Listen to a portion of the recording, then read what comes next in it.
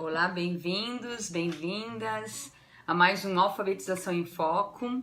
E hoje, seguindo essa série de atividades que eu estou postando para vocês, como eu falei, algumas atividades eu trabalho no curso de pós-graduação lá no Instituto Cristal Santista e estou compartilhando com vocês o que eu já compartilho com as minhas alunas.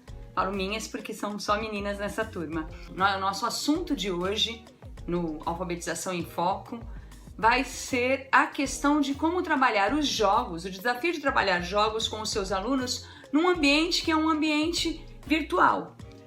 Mas não jogos virtuais, jogos que nós costumamos trabalhar em sala de aula. Eu fiz uma adequação a um dos jogos e vou recapitular com vocês alguns pontos super importantes a respeito do que nós estamos trabalhando como uma metodologia de projetos de resolução de problemas.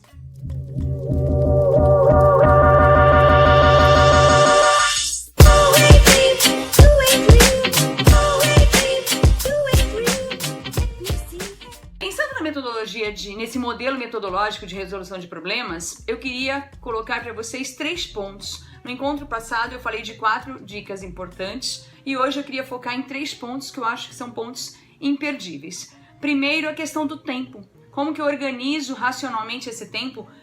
Provavelmente o tempo que você terá com o seu aluno de forma remota, ele é um tempo mais curto, pensando na questão cronológica, do tempo, mas ele é um tempo que nós precisamos investir com muita qualidade. Esse tempo, do início do nosso encontro com eles até o final, é um tempo de construção, é um tempo de reflexão, é um tempo de boas intervenções. Então eu tenho que organizar esse tempo. Por exemplo, para eu estar aqui com vocês, as minhas aulas com as minhas alunas online, eu deixo tudo muito fácil, muito organizado, muito detalhado, muito bem planejado. Então a questão do tempo é uma prioridade, como eu organizo esse tempo.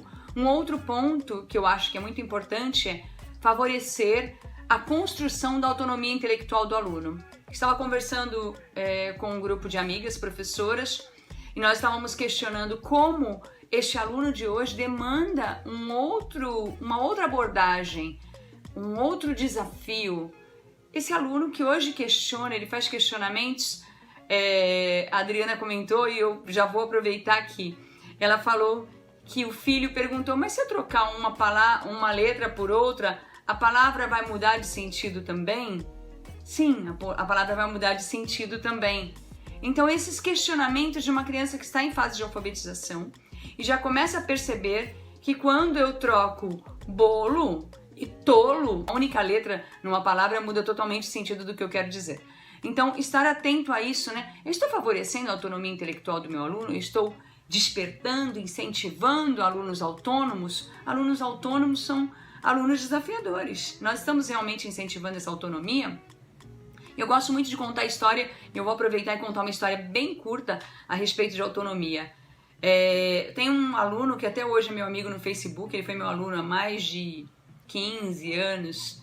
Hoje ele já é adulto, o Felipe. E chegou um dia que eu falei, Felipe, ele tinha 7 anos de idade, era meu aluno na primeira e segunda série, ainda era série. Felipe, você bateu na fulana? Aí ele olhou pra mim, não respondeu, eu fui até ele e perguntei em sala. Folheou o caderno de trás pra frente e eu pensei, o que ele está fazendo? Que ele não me olha, ele não responde. Ele falou assim, foi você quem me ensinou isso. Eu, todos os dias, trabalhava com a mensagem do dia e nós fazíamos uma roda de conversa a respeito dessa mensagem. Em algum momento, eu trabalhei uma mensagem que o significado era primeiro ouvir o outro. E eu não tinha dado nenhuma escuta para ele, Eu já cheguei num tom acusatório. Naquele momento, eu acho que por 10 segundos, 30 segundos, eu fiquei muda e pensei, e agora? Eu sou uma professora que trabalha a autonomia realmente, a criticidade do aluno? Ou eu vou falar, eu sou a professora aqui e você vai pedir desculpas para sua amiga?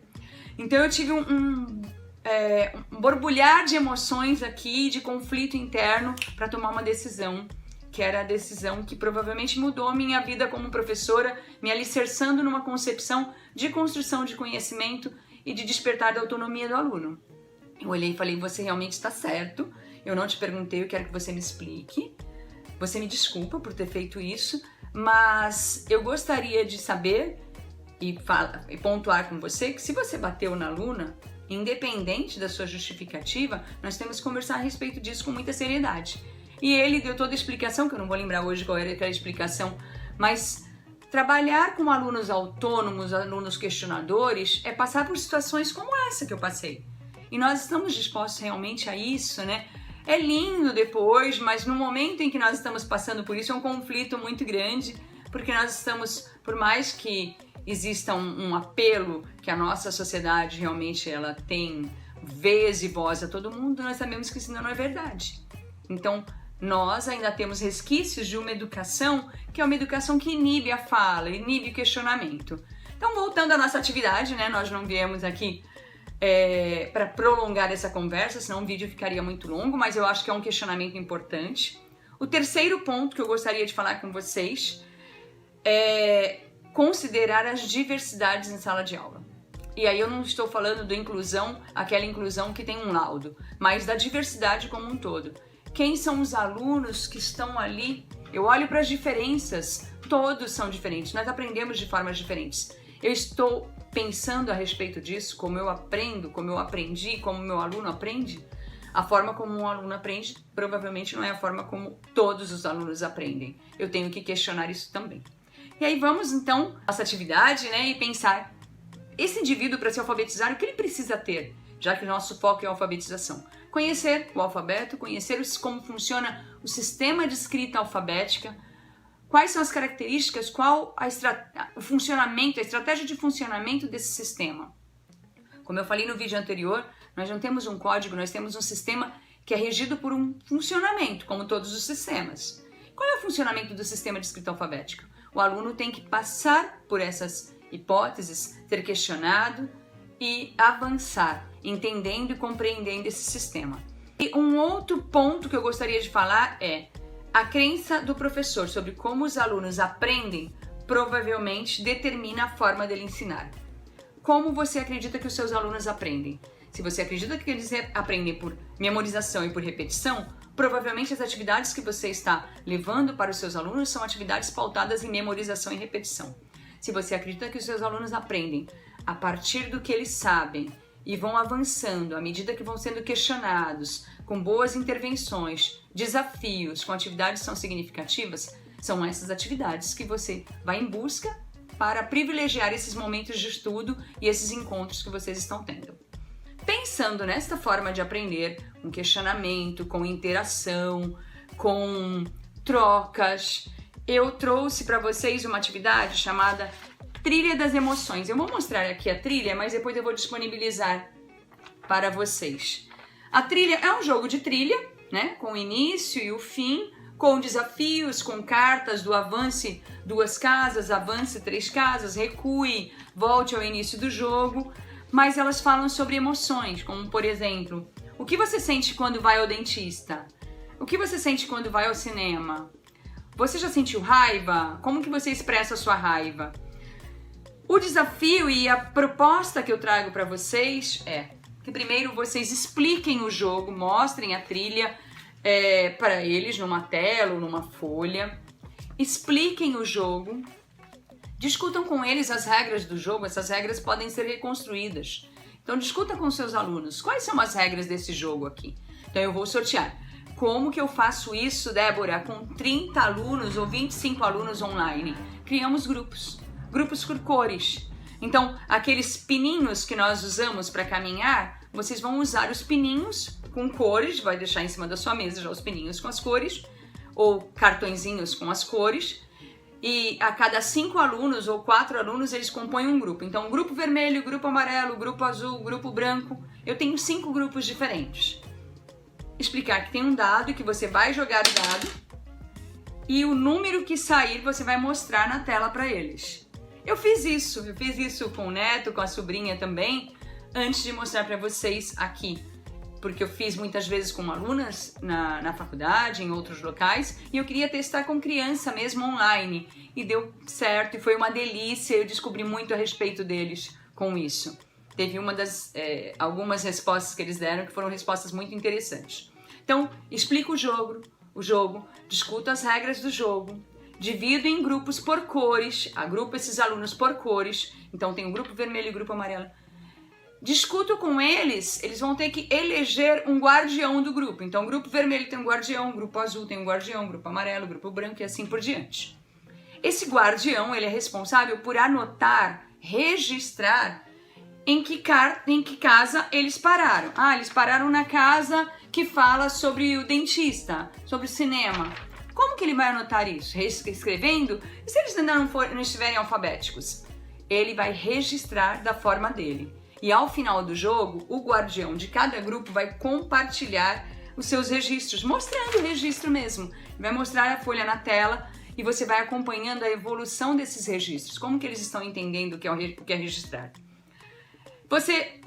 Ele anotou, registrou, vamos caminhando, todos do grupo caiu em uma casinha, você vai mostrar aquela casinha, esses cartões, eles têm que estar divididos individualmente para que você mostre a casinha, ou você vai ter que aproximar muito da tela. Se for uma tela que você esteja compartilhando no computador, esse jogo ele está online, é uma contribuição da Marisa Oshiro, que eu busquei no material dela e pedi licença para utilizar. Nós vamos mostrar a casinha e os alunos daquele grupo vermelho está jogando. Olha, caiu nesta casa, na casa 8. O que está escrito na casa 8? Você vai mostrar para eles o que está escrito. Eles vão ler e você vai acompanhando essa leitura. E depois eles compartilham, andam, caminham, seguem com o jogo e ao final compartilham o que anotaram e as impressões que eles tiveram. Você vai conhecer um pouquinho mais sobre o seu aluno, porque esse jogo fala de emoções e é um momento em que nós precisamos falar sobre emoções com eles também. Então você trabalhou leitura, você trabalhou cooperação no grupo, você trabalhou diferentes formas de registro, porque eles vão registrar e depois vão compartilhar, mostrando como eles registraram. Pode ser que um grupo registre com desenho, outro grupo coloque um símbolo, outro escreva dentro da hipótese que ele está. Então esse compartilhar de ideias, esse compartilhar de registros, de experiências, ele é extremamente rico para que todos ganhem com essa experiência. E quando eu coloco por essa perspectiva, eu olho para o professor não como o único informante possível, mas como um informante experiente. Mas outras pessoas também informam, outras pessoas também contribuem para esse caminhar, para essa aprendizagem, para esse despertar. De repente, aquele aluno que está nesse processo de alfabetização, ele desperta justamente quando o amigo expõe o que ele registrou e a forma como ele registrou, que entra em confronto com os saberes que ele tinha a respeito da língua, do sistema de escrita alfabética até aquele momento. E por último, eu gostaria de compartilhar com vocês alguns saberes do professor para nós não nos esquecermos, que são muito importantes. Que o conhecimento sobre os processos de aprendizagem dos alunos, isso vai ser decisivo na escolha das nossas atividades e da abordagem que nós realizamos. Se eu acredito em um trabalho a partir da pedagogia de projetos, eu vou ter uma abordagem. Se eu acredito num trabalho pautado em memorização, eu tenho outra abordagem. Mas qual é o meu objetivo, minha meta? Eu tenho que ter clareza da minha concepção de ensino e aprendizagem. Sobre os conteúdos, esses conteúdos, desenvolvimento de habilidades, de competências, como que eu enxergo isso? Qual a minha perspectiva no trabalho com conteúdos? Um conteúdo conceitual não pode ter a mesma abordagem de um conteúdo procedimental. E eu tenho que ter clareza de quais estratégias são eficientes para os conteúdos procedimentais e para os conteúdos conceituais. Mas isso é história para um outro vídeo, um outro momento, vamos aprofundar isso. E as formas de ensinar que realmente garantem uma aprendizagem efetiva. Espero que vocês tenham gostado. Se gostaram, compartilhem, marquem os amigos, inscrevam-se no canal e eu espero vocês no próximo vídeo, na próxima semana. Um beijo!